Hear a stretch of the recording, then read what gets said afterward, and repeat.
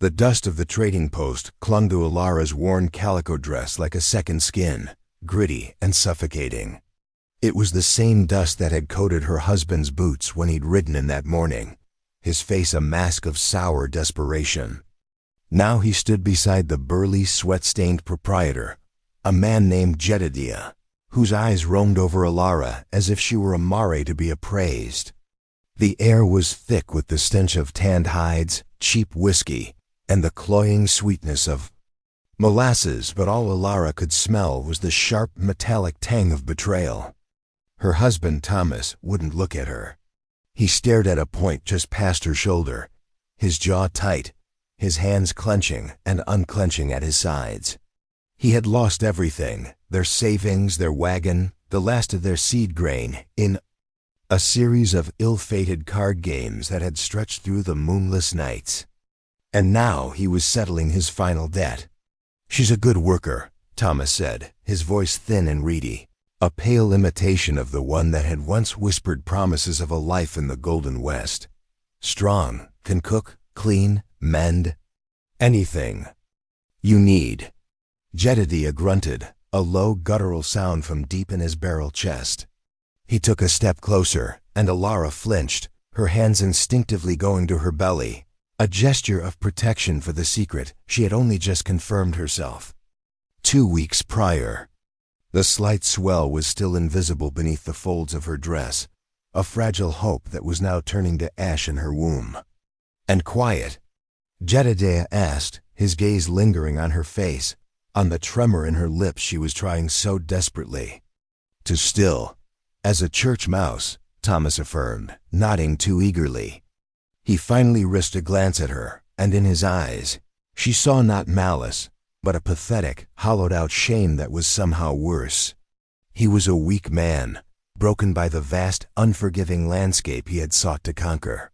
And in his breaking, he was breaking her too. "I've got no use for another mouth to feed, Thomas," Jedediah said, stroking his greasy beard. "But a debt is a debt.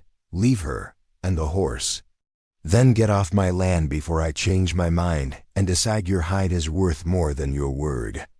The words hung in the air, shimmering in the heat rising from the parched earth. Leave her.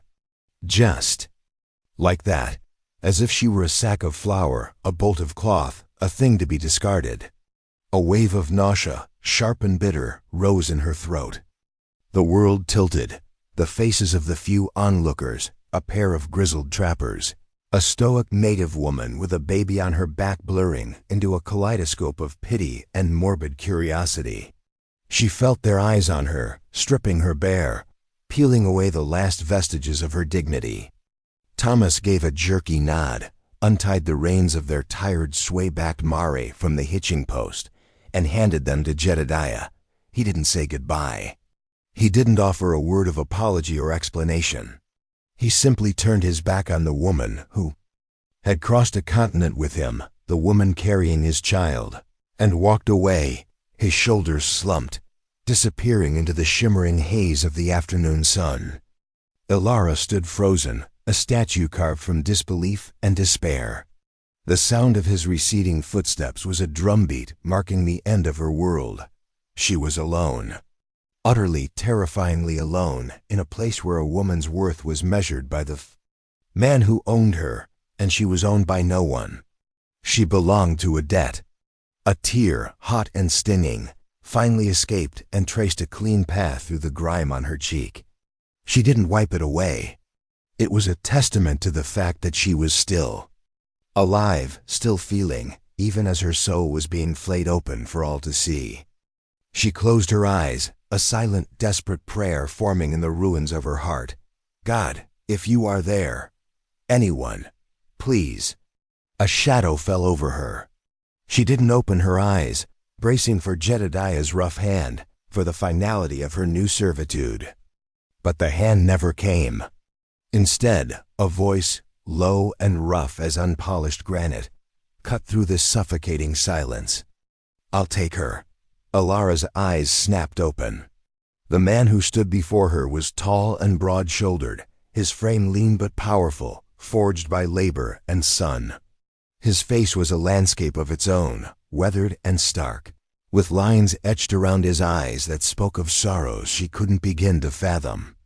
His hair was the color of dark earth, his eyes a startling, piercing blue, like a shard of winter sky. He was looking not at her, but at Jedediah, his expression unreadable, a mask of stoic calm. He was a stranger, a ghost who had materialized. From the dust, yet in his gaze, there was a weight, an authority that made even Jedediah shift uncomfortably. "She ain't for sale, Silas," Jedediah grumbled, his possessiveness already taking root. "She's payment." "I know what she is," the man named Silas replied, his voice unwavering. "I'm not buying her. I'm settling the debt.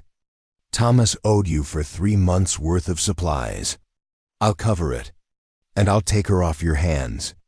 He reached into the pocket of his worn leather vest and pulled out a small, heavy pouch that clinked with the sound of coins. He tossed it onto a nearby barrel, the thud echoing in the sudden stillness. "There, that's more than Thomas owed. Now she comes with me." Jedediah's beady eyes darted from the pouch to Silas, then to Alara. He was a man who understood currency, the currency of coin, of power, of intimidation. And he recognized that Silas possessed a form of power that he did not. It was a quiet, unyielding strength, a dangerous stillness that warned against being crossed. With a final resentful glare, Jedediah spat a stream of tobacco juice into the dust. "Fine, she's your problem now." Silas didn't acknowledge him. His gaze for the first time settled on Alara. It wasn't a look of pity or lust or even kindness. It was something far more unnerving, a look of quiet, profound recognition, as if he were seeing not just a shamed woman, but the shattered pieces of her soul. He saw the terror, the fight, the flicker of life she was trying to shield from the world. He held out a hand. It was calloused and scarred, the hand of a man who worked the land until it bled. It was not a gesture of comfort, but a simple, undeniable command. "Come." For a moment, she hesitated, her mind a whirlwind of fear and confusion. To go with this stranger was to leap from one unknown abyss into another. But to stay was to accept a slow, grinding death of the spirit. Looking at his hand, then at his face, she saw a flicker of something in the depths of his winter blue eyes. Not warmth, but a shared desolation. He was broken too. She could see it in the rigid set of his jaw, in the hollowness that the sun and wind couldn't entirely account for. He was a man acquainted with ghosts. Perhaps, she thought, he would know what to do with hers. With a trembling breath that felt like her first in an eternity, she placed her hand in his. His grip was firm, solid, a grounding anchor in the swirling chaos of her life. He didn't say another word. He simply turned and led her away from the trading post, away from the staring eyes and the suffocating shame, toward a lone wagon hitched to a pair of sturdy draft horses. As she climbed onto the wagon seat, her back rigid, her gaze fixed on the endless, indifferent horizon, she didn't look back. There was nothing left to see. The life she had known was gone, burned to cinders, in the heat of a single brutal afternoon. A new one, terrifying and uncertain, was beginning with the silent, wounded man beside her. The journey to his ranch was a study in silence. The only sounds were the rhythmic clatter of the horses' hooves, the creak of the wagon wheels, and the sigh of the wind through the tall prairie grass.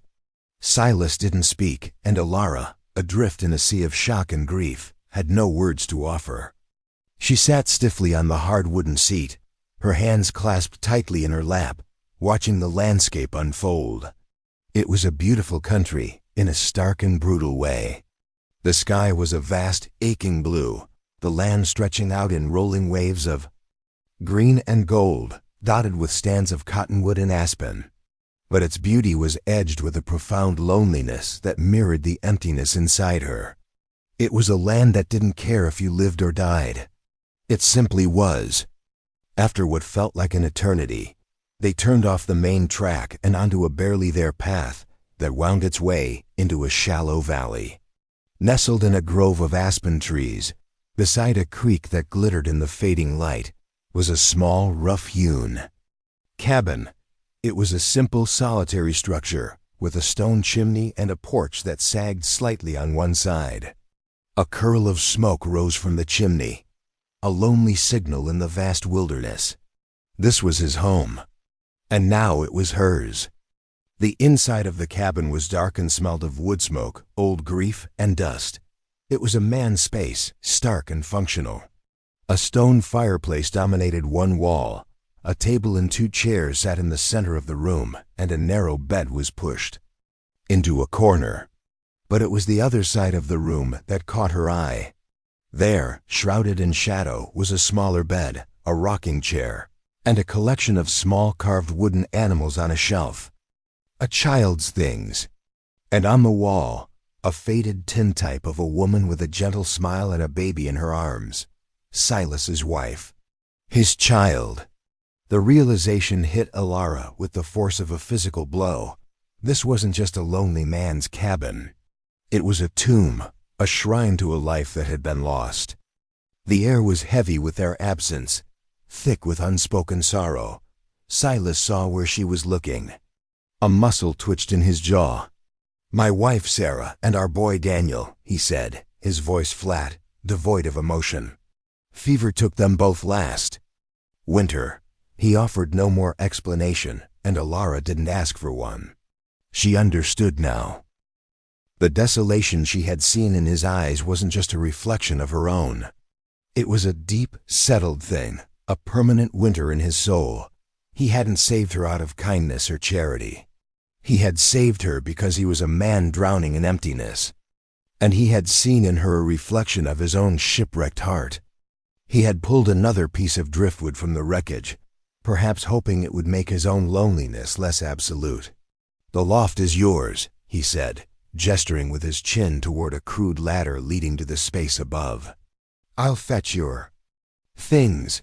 He left without another word, leaving her standing in the center of the silent grieving room. The days that followed were a blur of hard, relentless work.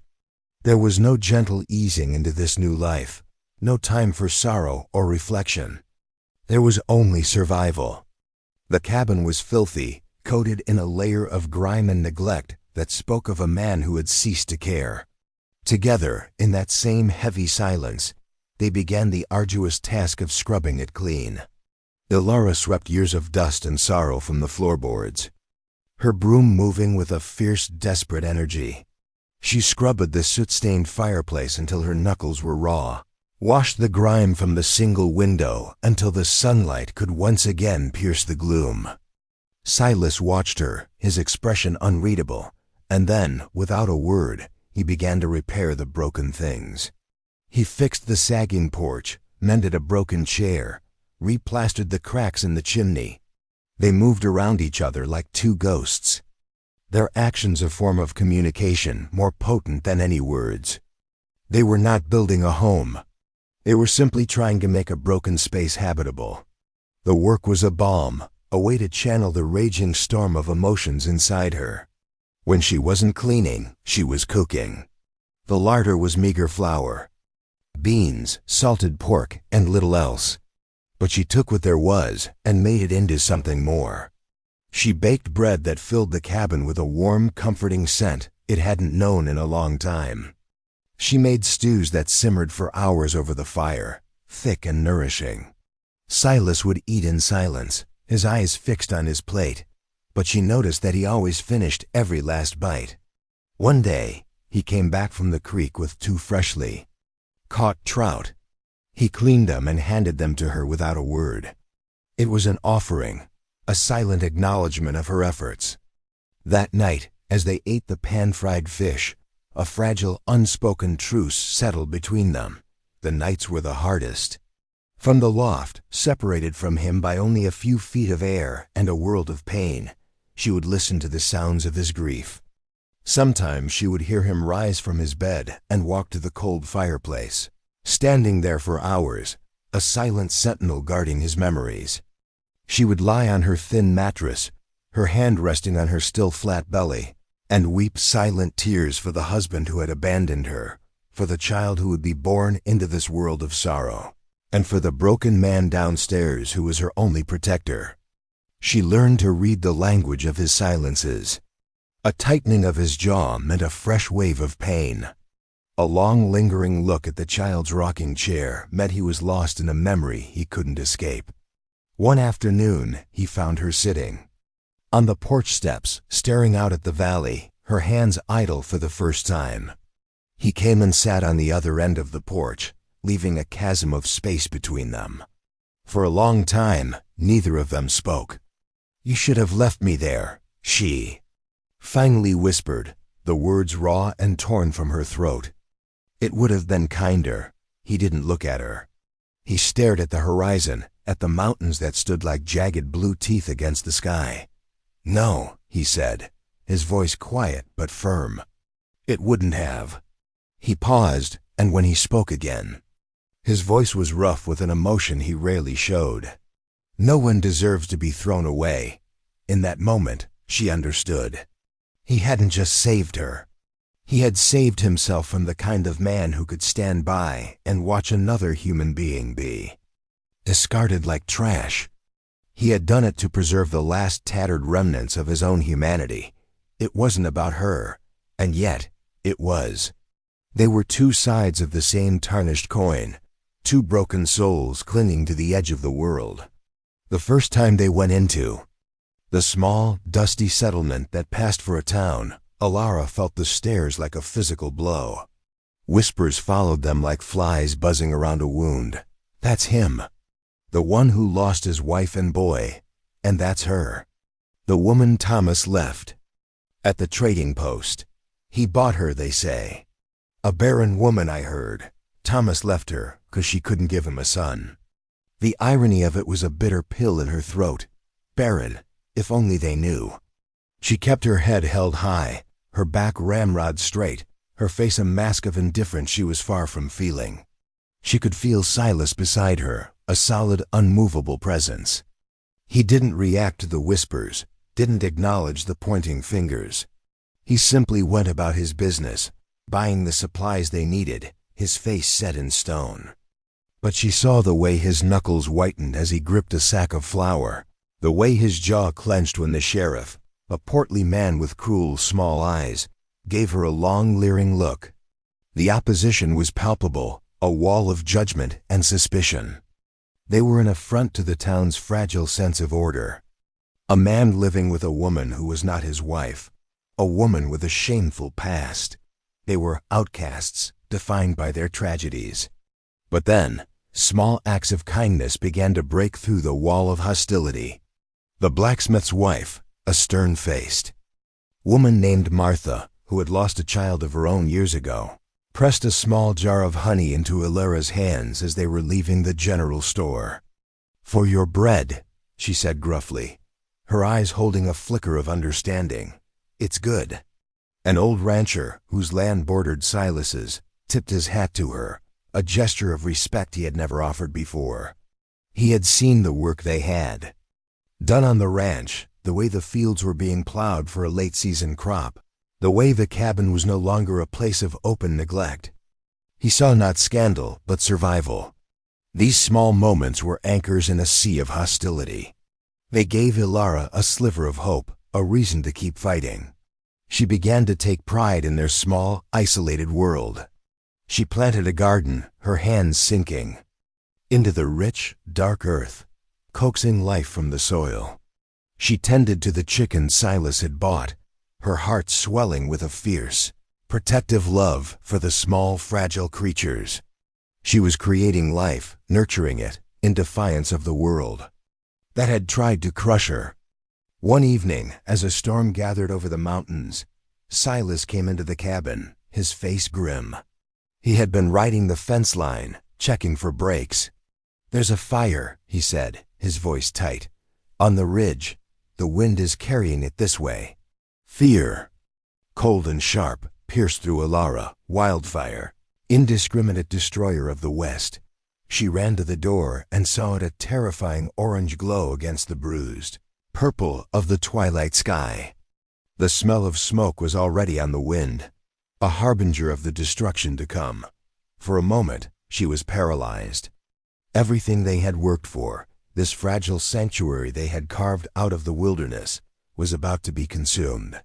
But then, Silas was beside her, his hand on her shoulder, his touch firm and grounding. "We have to fight," he said, his voice a low, urgent command. "We have to save this place." There was no hesitation, no question. This was it. The final test. They were no longer two separate, broken people. They were a single unit, bound by the shared threat. They worked through the night, a frantic, desperate dance against the approaching flames. Silas soaked blankets in the creek while Alara beat back the small embers that drifted down from the sky, her arms aching, her face black with soot. They dug a fire break, their shovels striking the rocky soil in a desperate, rhythmic beat. The heat was immense, a physical presence that sucked the air from their lungs. The roar of the fire was a monster's hungry cry. They were dwarfed by its power, two tiny figures fighting against an apocalypse. At one point, a flaming branch landed on the roof of the cabin. Without a thought, Silas scrambled onto the roof, beating at the flames with a wet sack, his body silhouetted against the fiery sky. Alara watched from below, her heart in her throat, a prayer on her lips. He was not just saving a building. He was saving the memory of his wife and child, the last physical remnants of his past, and he was saving her future. As the sun began to rise, a crimson smear in the smoky sky, the wind shifted. The fire turned back on itself, moving away from their valley, leaving a trail of blackened, smoldering devastation in its wake. They had won. They stood side by side, exhausted, filthy, and sore, and watched the monster retreat. The cabin was still standing. The garden was untouched. They were safe. In the eerie quiet of the dawn, Alara looked at Silas. His face was streaked with soot, his hair singed, his eyes red-rimmed and weary. But in their depths, she saw something new. The winter had begun to thaw. The fire had burned away not just the prairie grass, but the layers of grief and silence that had separated them. He looked at her, at the strength and defiance etched on her soot-stained face, and for the first time, he truly saw her. Not as a debt, not as a burden, not as a reflection of his own pain, but as Alara, a woman who had faced hell and had not broken. Slowly, as if in a trance, he reached out and gently wiped a smudge of soot from her cheek. His touch was hesitant, almost reverent. It was the first time he had touched her with anything resembling tenderness. And in that simple, gentle gesture, everything changed. The walls they had so carefully constructed around their wounded hearts crumbled to dust. A sob, raw and ragged, escaped her lips. It was a sound of grief, of relief, of a pain so deep it had no name. And then she was in his arms, her face buried in his chest, her body shaking with the force of her emotions. He held her, his arms wrapping around her with a strength that was both protective and vulnerable. He rested his cheek on the top of her head, his own eyes closing against the sting of unshed tears. They stood there for a long time, two survivors clinging to each other in the smoky dawn, their shared tears washing away the ashes of their pasts. A few weeks later, as the first snows of winter began to dust the mountain peaks, Alara knew she could no longer hide her secret. Her belly had begun to swell, a small, undeniable curve that held the promise of a new life. She was terrified. She didn't know how he would react, this man who had lost his own child. Would he see her pregnancy as a betrayal, a painful reminder of what he no longer had? One evening, as they sat by the fire, the silence between them now a comfortable, familiar companion, she took a deep breath and told him. "Silas," she began, her voice barely a whisper, "I'm with child." He went very still, his gaze fixed on the dancing flames. The silence stretched on, thick with unspoken emotions. She held her breath, her heart pounding against her ribs. When he finally looked at her, his eyes were filled with a storm of emotions she couldn't decipher: pain, sorrow, and something else. Something she didn't dare to name. He rose from his chair and walked to the window, staring out at the darkening landscape. "Is it Thomas's?" he asked, his back to her. "Yes," she whispered, shame and fear coiling in her gut. He was silent for another long moment. Then he turned to face her, and the look on his face stole her breath away. The pain was still there, a shadow in the depths of his eyes, but it was overshadowed by a look of fierce, unwavering resolve. "It doesn't matter," he said, his voice thick with emotion. "A child deserves a father. A family." He crossed the room in 2 long strides and knelt before her, taking her hands in his. His grip was warm and steady. "Ilara," he said, his voice breaking on her name, "marry me. Let me be a father to this child. Let us build a family from these broken pieces. Let us be whole again." Tears streamed down her face, but for the first time, they were tears of joy. She looked at this man, this stranger who had saved her, this wounded soul who was offering her not just a home, but a heart, a family, redemption.